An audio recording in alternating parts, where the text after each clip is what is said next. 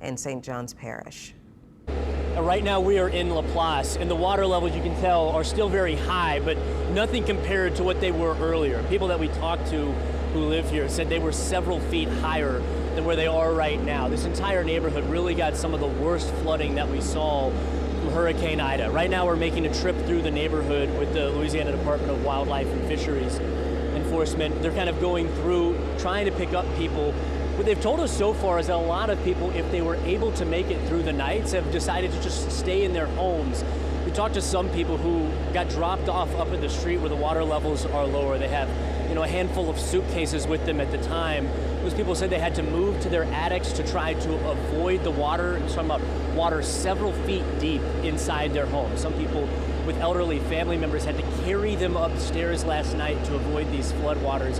It was a scary night, and on top of that, there has been little cell phone communications, both last night and again this morning. Some families were able to communicate with family members, let them know they were okay.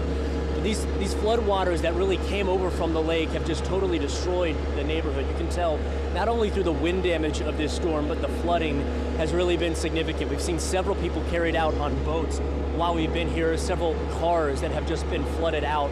The further we go this direction towards the lake, the deeper the waters are getting. And again, this has actually receded quite a bit from what we saw earlier. Continuing to continue to get updates from different people who are being evacuated. You can see a man there with his dog being carried out on a boat. Whether it's fire rescue crews or state officials, the rescue efforts are still underway here in LaPlace and probably will be for a long time. And then it'll be much longer until rebuilding can begin. In LaPlace, I'm William Joy for Eyewitness News.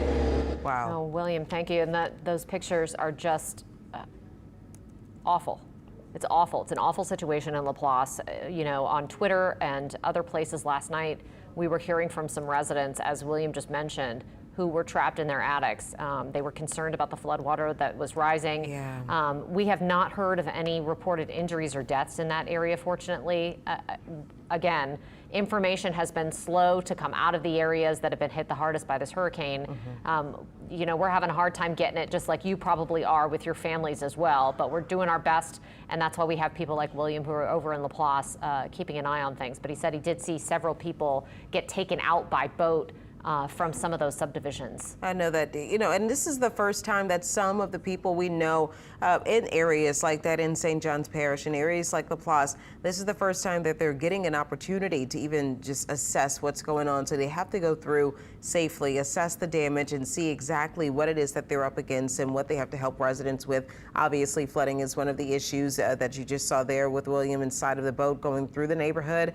Some homes were, of course, obviously getting flood damage, or we saw a few homes that looked like they were destroyed. So, of course, hopefully we continue to get more and more looks at what is happening in LaPlace. I know that a lot of you were concerned. A lot of our Facebook viewers leaving messages saying that they were concerned as well for what was happening in that area. And there's some speculation that some people needed to be rescued from attics. I don't know exactly if that is the case. Of course, that's spread on social media, but hopefully today we can kind of add some truth to that. Yeah, President Hotar did mention at least one person last night that they were in contact with who was in an attic, but she at the time said the conditions were so bad that they could not get emergency responders out to get the people out.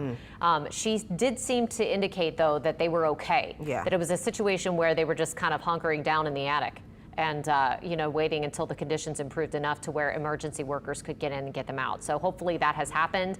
William did say in that report that the water's receding. So that's great news for people there, so that they can get in and start, at least emergency workers can get in and start clearing the roads, assessing the damage, figuring out what they need to do to get us on a path to recovery. Well.